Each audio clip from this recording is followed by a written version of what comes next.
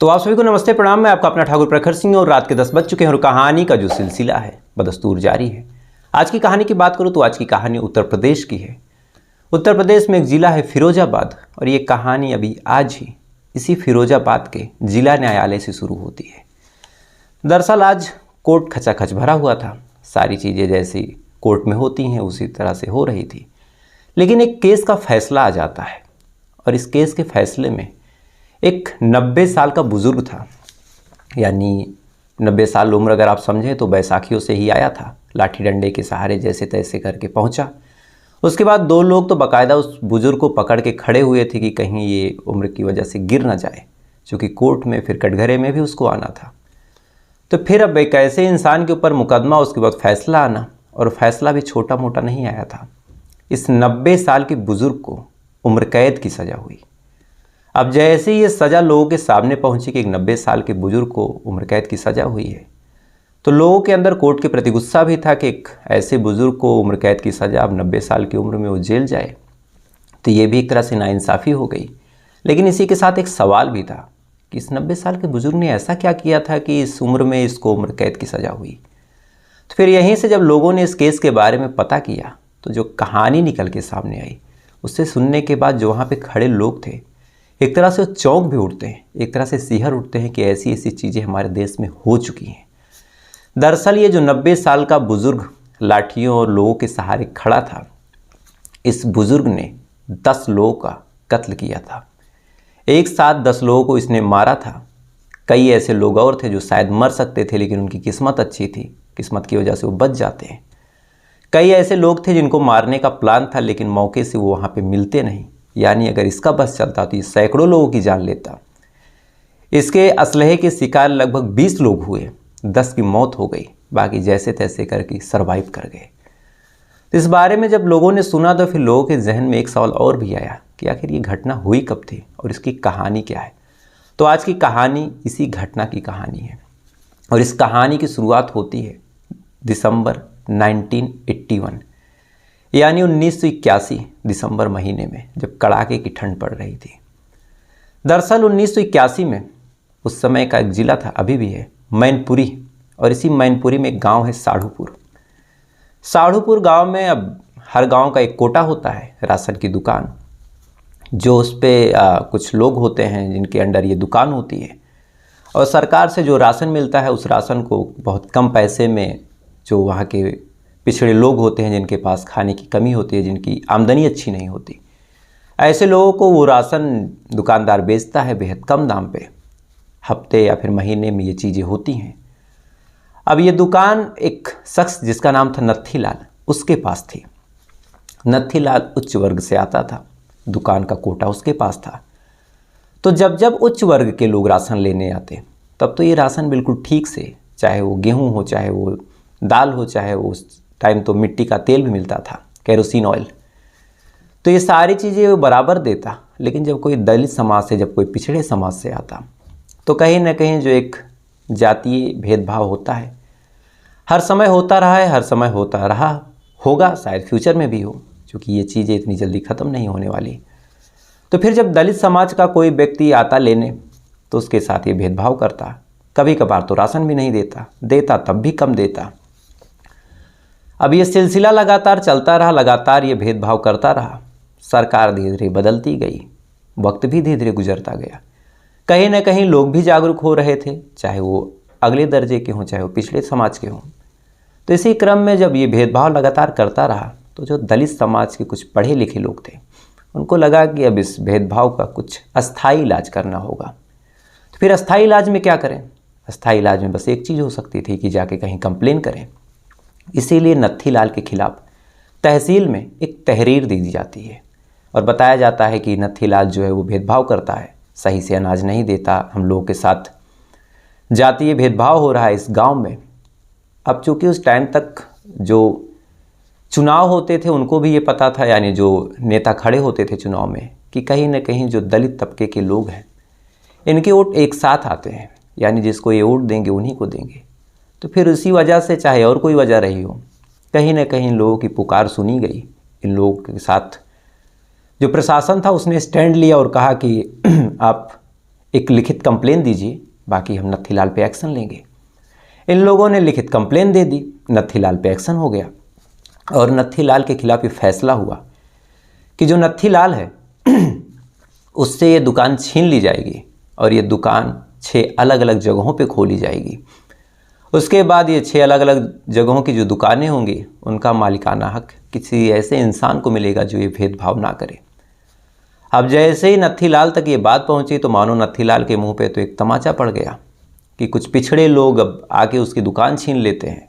तो उसके अंदर जो एक जातीय स्वाभिमान या फिर जातीय घमंड था, स्वाभिमान तो कहना गलत होगा, वो जातीय घमंड फौरन जागता है और इसी के साथ ये भी अपना कार्ड खेलता है और कहता है कि मुझे झूठा फंसाया गया। अब दोनों ही तरफ से एक दूसरे के खिलाफ कंप्लेन हुई, कहीं चोरी का मुकदमा लगा तो कहीं कुछ हुआ। तो फिर सरकार ने भी, यानी जो प्रशासन था, उसने कहा कि इस मामले की एक जांच होगी। इसके बाद फिर जांच पड़ताल आती है और यहीं से जो गांव था वो 2 हिस्सों में बंट गया। अब चूंकि जो नत्थीलाल था उसके साथ, चूंकि उसने अपने समाज के, अपने जात के लोगों को ठीक ठाक तरीके से ट्रीट किया था, अच्छा ट्रीट किया था, तो जो उच्च वर्गीय लोग थे नत्थीलाल के साथ हो गए और दलितों का और पिछड़ों का एक अलग तबका, दोनों 2 भाग में बट गए और संजोग से एक ही गांव में भी रहना है। अगल बगल बस्तियां थी तो एक दूसरे से विरोध भी है और एक दूसरे के साथ रहना भी है। तो कहीं ना कहीं अब दोनों के अंदर हिंसा जो है वो पनप रही। अब इधर उच्च वर्गीय लोग के एक तरह से ऐसा लगा कि इनके स्वाभिमान पे आंच आ जाएगी अगर ये जो दुकानें हैं ये दलित बस्ती में चली गई, और दलित बस्ती को ये लग रहा था कि अगर दुकान अब नहीं आई तो शायद कभी नहीं आएगी, हमें कभी इंसाफ नहीं मिलेगा। इसी वजह से दोनों पार्टियां एड़ी चोटी का जोर लगा रही हैं। अलग अलग जगह मीटिंग्स हो रही, अलग अलग जगह चीज़ें हो रही। और इसी क्रम में 30 दिसंबर साल 1981 शाम का वक्त था। जो दलित बस्ती के लोग थे वो कहते हैं कि आज हम लोग मीटिंग करेंगे और इस मीटिंग में फैसला होगा कि हमारा अगला एक्शन क्या होगा, हमारा अगला कदम क्या होगा। इसके बाद शाम तक तो सारे लोग अपने जानवरों का या फिर अपना जो डेली काम था उसको करते हैं। करने के बाद शाम के 7:30 बजे गांव के बाहर जो दलितों का एक खेत था, एक पूरा कुनबा था, वहाँ पे एक तरह से चौपाल लगती है, अलाव जलाई जाती है। दलित समाज के जो पढ़े लिखे लोग थे वो भी बैठते हैं, बाकी गांव की कुछ महिलाएं, गांव के लगभग सारे पुरुष, बच्चे भी, ये सारे लोग पहुंचते हैं और मीटिंग शुरू होती है। मीटिंग शुरू हो रही, इधर फिर चर्चा हो रही कि दुकान किसके नाम पे होगी, क्या होगा, अगर सरकार नहीं मानती है तो हमें क्या करना है, कौन से नेता के पास जाना है, कौन से विधायक के पास जाना है, अगला दरवाज़ा किसका खटखटाना है। इधर ये चीज़ें चल रही हैं कि इधर जो दूसरा पक्ष है उसके दिमाग में कुछ और ही चल रहा था। क्योंकि इस तरह से मीटिंग होना, सारे दलितों का इकट्ठा हो जाना, कहीं ना कहीं उनको लग रहा था कि जो हमारा प्रभुत्व है, अगर ये लोग एक हो गए और फिर इन लोगों का एक बार जोर चल गया, हमारे हाथ से सत्ता गई, तो फिर कभी लौट के आएगी नहीं। और ये डर शायद न केवल नत्थीलाल को, बाकी आसपास के गांव के जितने उच्च वर्गीय लोग थे उनको सता रही थी। आसपास के गांव के सारे लोग इकट्ठा हो जाते हैं। होने के बाद फिर एक खौफनाक प्लान बनता है कि आज कुछ ऐसा करना है जिससे आने वाले समय में, यानी आने वाले 100-200 सालों में किसी भी दलित की हिम्मत ना हो कि हम लोगों के खिलाफ आवाज़ उठा दे। और इधर दलित बस्ती में एक शख्स था जिसका नाम था जुग्गू। जुग्गू चाहे तहरीर देना हो, चाहे कोई कार्रवाई हो, चाहे कहीं जाना हो, इन सारी चीज़ों में जुग्गू जो था बढ़ चढ़ के हिस्सा लेता था। तो फिर नत्थीलाल एंड कंपनी का जो टारगेट बना वो जुग्गू बना। 30 तारीख को इधर जब मीटिंग हो रही थी तो अचानक से नत्थीलाल अपने कुछ साथियों के साथ, जिसमें अनार सिंह यादव थे, जयराम थे, गंगा दयाल थे और भी लगभग 8-10 लोग थे, अपनी अपनी राइफल लेके इस दलित बस्ती में घुसते हैं। घुसने के बाद इनका प्लान था कि जितने भी लोग मरेंगे, यानी जो भी सामने पड़ेगा, उसको गोलियों से भून दिया जाएगा। आज चाहे वो औरत हो, चाहे बूढ़ा हो, चाहे बच्चा हो, ना कोई शख्स जिंदा बचेगा, ना ही ये चीज़ें होंगी। और जब कोई जिंदा ही नहीं बचेगा तो ना दुकान जाएगी, ना ही कोई बात विवाद होगा। इसीलिए अब ये सारे लोग गांव में घुसते हैं। लगभग 10-15 लोग थे, राइफल के साथ, गोलियों के साथ, अपने अपने असलहों के साथ। और सबसे पहले एक घर में घुसते हैं तो एक महिला उनके सामने पड़ती है। महिला से पूछते हैं कि जुग्गू है।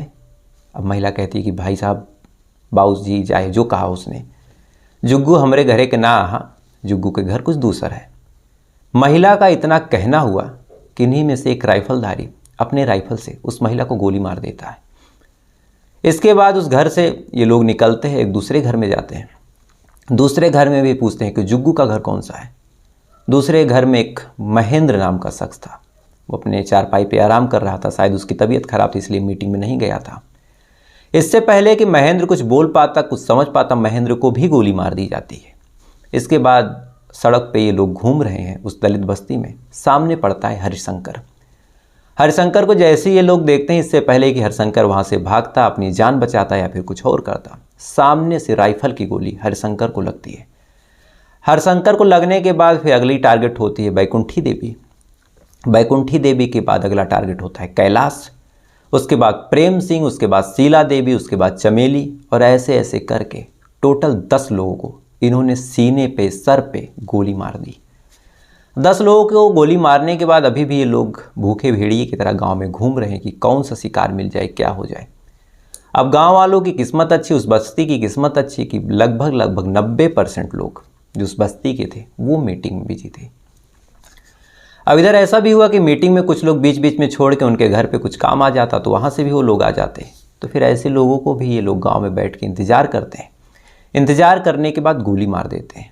यानी उस टाइम ऑन द रिकॉर्ड की बात करें तो लगभग 16 लोगों को गोली मारी गई थी, जिसमें से 10 की ऑन द स्पॉट मौत हो गई। अब ऑन द रिकॉर्ड तो 16 है, तो आप सोच के देखिए कि मामले में कुछ लीपापोती तो ज़रूर हुई होगी, क्योंकि उस टाइम पुलिस प्रशासन ये सारी चीज़ें बहुत पीछे थी। कई चीज़ों के सबूत भी नहीं मिले होंगे। तो एक औसत अगर मैं लेके चलूँ तो कम से कम 20 लोगों को गोली लगी थी।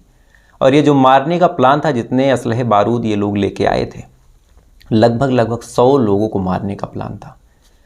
अब इसके बाद ये लोग जब गांव में एक तरह से नरसंहार कर चुके थे, कोई जिंदा मिला ही नहीं, तो फिर ये लोग चले जाते हैं। इधर उन लोगों की मीटिंग ख़त्म हुई। मीटिंग ख़त्म होने के बाद वो लोग आते हैं। आने के बाद अपने अपने घरों में जाते हैं। तो जिनके घरों में तो कोई नहीं था, उनका घर तो नॉर्मल निकला। जिनके घर में कोई बुज़ुर्ग या फिर कोई महिला रह गई थी, जब वो अपने घर में गए तो देखते हैं कि उसका कत्ल हो चुका है। अब गांव में इस तरह से कत्लेआम हुआ। सारे गांव के लोग इकट्ठा हुए। गांव का जो प्रधान था मुनीश चंद, गांव का प्रधान जब ये चीज़ देखता है तो उस टाइम ना फ़ोन था, ना ही कोई ऐसी सुविधा थी। आज के टाइम में है कि आप आज के टाइम में भी क्या ही कहें, अब जब साक्षी वाला मामला हुआ तब से तो कुछ कहना भी गलत ही होगा कि लोग पुलिस को फ़ोन कर देते हैं, कहाँ ही कोई लोड लेता है। तो फिर प्रधान जो था मुनीश चंद जब देखता है कि उसके गांव में इस तरह से कत्लेआम हुआ है, लगभग 16-17 लोगों को गोली मारी गई, कायदे से तो 20 ही ये आंकड़ा था। तो जब 20 लोगों को गोली लग गई है, 10 लोग मर गए हैं, बाकी पता नहीं और कितने मरे हैं, कुछ पता नहीं, तो फिर करे क्या वो बेचारा। अस्पताल भी दूर था, पुलिस का कुछ पता नहीं था, उस टाइम इतनी जागरूक चीज़ें भी नहीं थी। इसलिए जो गांव का प्रधान है भागा भागा पहुंचता है Shikohabad railway station. Shikohabad railway station पहुंचता है और वहां के कर्मचारी डीसी गौतम उनको सारा वाकया बताता है। अब डीसी गौतम जब ये वाकया सुनते हैं तो चूंकि वो पढ़े लिखे थे, शहर से आए हुए थे, तो सुनने के बाद उनकी तो हालत ख़राब कि ये क्या हो गया गांव में। फ़ौरन डीसी गौतम अपने ऑफिस में जाते हैं और जो टेलीफोन लैंडलाइन उनको मिला था उससे वो पुलिस को फ़ोन करते हैं। पुलिस को फ़ोन करते हैं। फ़ोन करने के बाद पुलिस मौके पे पहुंचती है। पहुंचने के बाद सारे लोग उठाए जाते हैं, सबको हॉस्पिटल लेके जाया जाता है। तो संजोग से 3-4 लोग ऐसे थे जो जिंदा बच जाते हैं। कुछ ऐसे थे जिनके हाथ पाँव में ही गोली लगी थी, तो उनका तो नॉर्मल इलाज हुआ।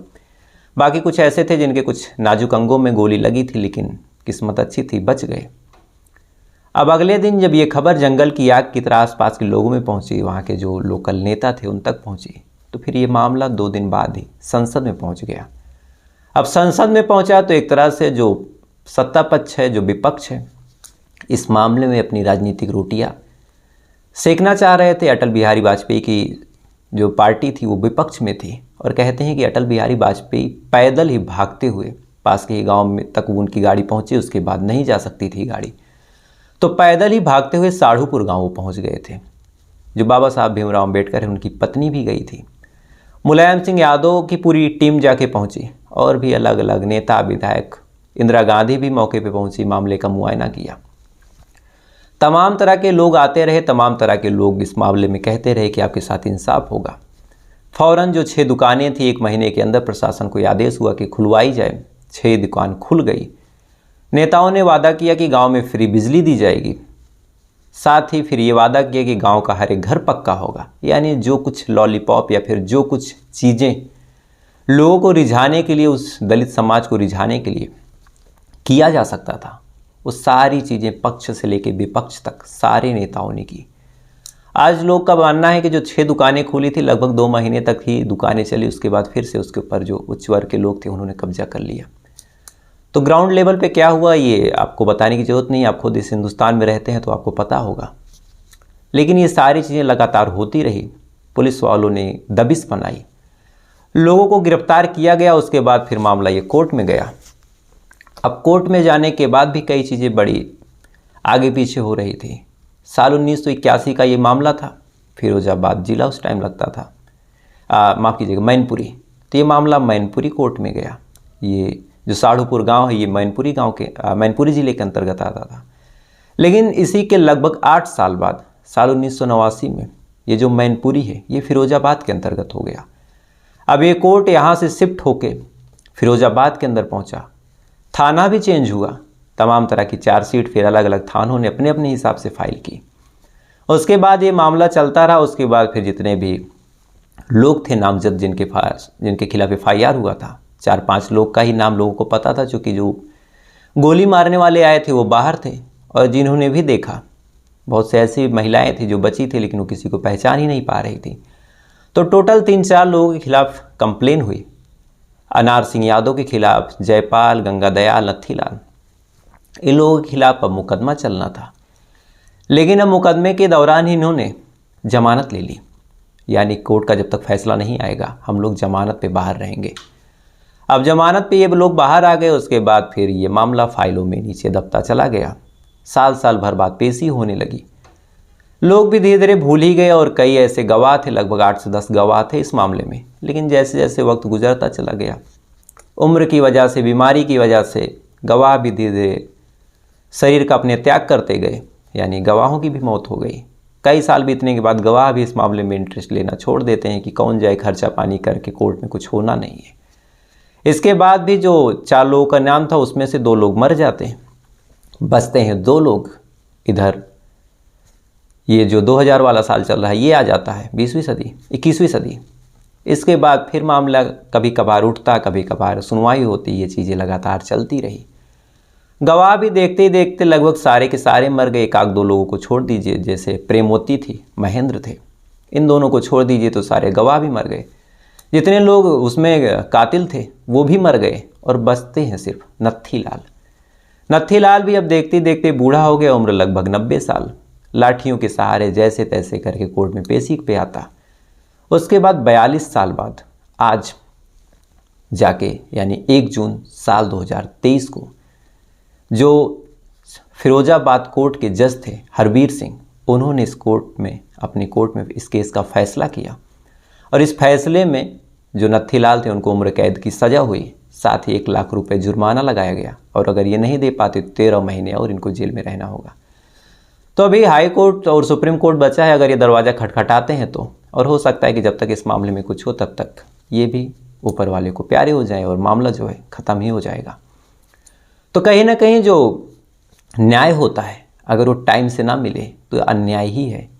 अब इस हालत में इस शख्स को जो सज़ा हुई, कहीं ना कहीं ये भी लगता है कि ये गलत हुआ, लेकिन देर है, लेकिन क्या ही कहें।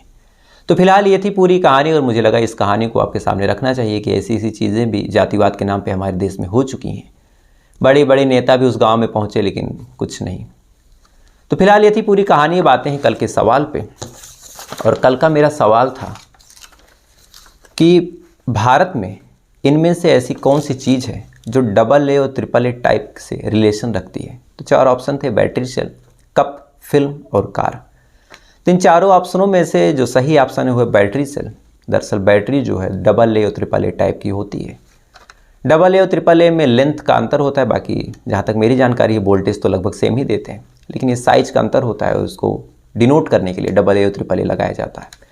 तो इस सवाल का जो सही जवाब है वो दिया है ईश्वर गुप्ता जी हैं, राजेश सौ जी हैं, जो थॉमस हैं, अवंती होरू जी हैं, अनिल शर्मा जी हैं, के ठाकुर जी हैं, शिवबख्श सिंह जी हैं बाराबंकी से, और मनोज जायसवाल जी हैं बलरामपुर से, राजेश आमले जी हैं और देवराज ठाकुर जी हैं, सुखविंदर कौर जी हैं और संजय वर्मा हैं, आरती मलगोनकर जी हैं, मुबारक यूसुफ जी हैं, बिलाल खान जी हैं, सोहिल खान जी हैं और नीतीश नायक हैं बिहार से, मृत्युंजय यादव जी हैं और संजय शर्मा जी हैं, दिव्या जी हैं आसाम से और याहिया जी हैं और जुल्फ़ी हैदर जी हैं, बालकृष्ण हैं और वैभव पाटिल जी हैं, क्रेजी जी हैं। क्रेजी आप अपना नाम प्लीज़ लिख दिया कीजिए क्योंकि ये तो चैनल का आपका नाम होगा।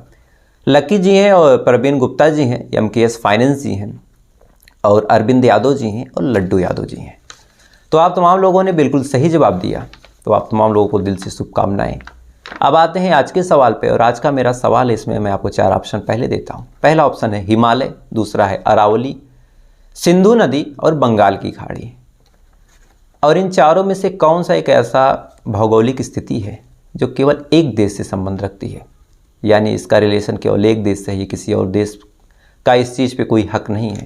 तो हिमालय, सिंधु नदी, अरावली और बंगाल की खाड़ी, इनमें से कौन सा ऑप्शन सही है? अगर आपको पता हो तो कमेंट करके बताइएगा। नहीं पता है तो कोई बात नहीं, कल का इंतज़ार कीजिएगा, कल मैं बताऊंगा। और बाकी बहुत से ऐसे भाई हैं, बहुत से ऐसी बहन हैं, बड़े बुजुर्ग हैं जो इस सवाल का जवाब जानते हैं, तो वो कमेंट करके दे देंगे। तो फिलहाल ये थी पूरी कहानी। अब आपसे कल फिर मुलाकात हुई किसी दूसरी कहानी के साथ। तब तक अच्छे रहिएगा, खुश रहिएगा, अपना ख्याल रखिएगा, अपने देश का ख्याल रखिएगा। जय हिंद, वंदे मातरम।